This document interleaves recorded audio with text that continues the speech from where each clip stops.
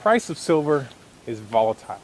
It goes up and it goes down, usually several times a year, and the movements are pretty drastic. And when it's moving up, there's a certain group of people, and you probably have seen this, who consistently will start talking about how silver is going to go to $200 an ounce, $300 an ounce, $500 an ounce. Sky's the limit. It's never going to end.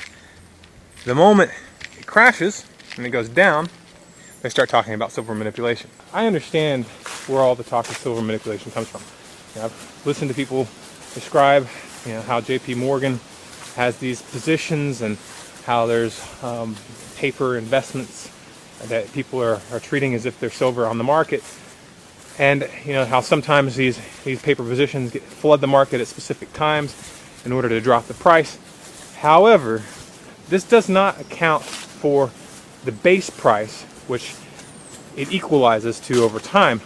And this is really clear once you actually look at the consumption percentages per industry. According to the latest numbers that I looked at, which are a little outdated, so give or take a few percentage points, the bulk of the consumption, 53%, is industrial uses.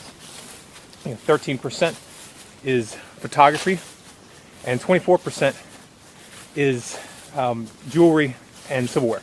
So that makes up 90% of the market, which is not investment related. Now on the investment side, you got about 7% coins, 2% pure investment, and 1% de-hedging. That's clearly the minority of the market, 10%. The minority. So whatever moves happen in that segment cannot be as important as the industrial sector. The rest of the market, that 90%, the vast majority, is just supply and demand.